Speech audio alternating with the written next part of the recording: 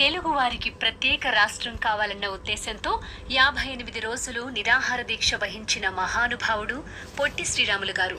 ఇలా మన ఆంధ్రప్రదేశ్ రాష్ట్ర ఆవిర్భావానికి ప్రాణత్యాగం చేసిన మహానుభావుడి జన్మదినాన్ని పురస్కరించుకుని ఈ రోజు ఆయన గురించి తెలుసుకుందాం. ఈయన చెన్నై జార్జ్ టౌన్ లో మార్చి 16వ తేదీ 1901వ సంవత్సరంలో పుట్టారు. ఈయన తల్లి శ్రీమతి మహాలక్ష్మమ్మ, తండ్రి శ్రీ గురవయ్య.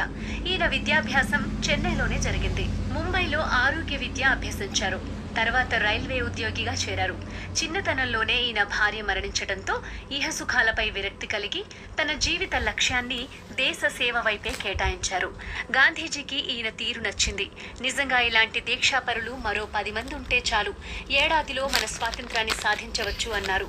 పొట్టి శ్రీరాముల వారు గాంధీజీ ఆశ్రమంలో చేరారు. స్వాతంత్రోద్యమం, సామాజిక పునర్నిర్మాణం అన్న కార్యక్రమాల్లో నిస్వార్థంగా త్రికరణ శుద్ధిగా పాల్గొని 1927, 1930, 1940 సంవత్సరాలలో కారాగారంలో బంధించబడ్డారు.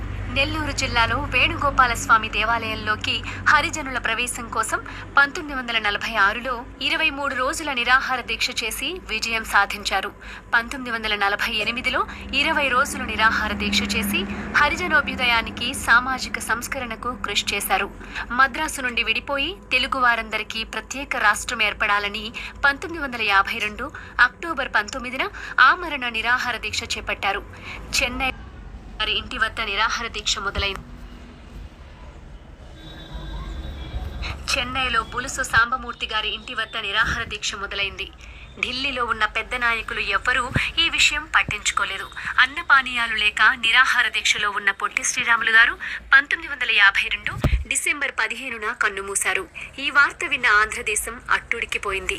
అంతే, అప్పటి ప్రధాని జవహర్లాల్ నెహ్రూ గారు ఆంధ్రుల చిరకాల వాంఛని తీర్చిదిద్దారు. శ్రీరాముల వారి ఆత్మ శాంతించింది. ఇలా రాష్ట్ర సాధనకి ప్రాణత్యాగం చేసిన మహానుభావుడు మన అందరి దృష్టిలోనూ అమరజీవి, త్యాగమూర్తి, నిరాడంబరుడు, అహింసావాది. అందుకే ఆ అమరజీవిని తెలుగువారెవ్వరూ మర్చిపోలేరు.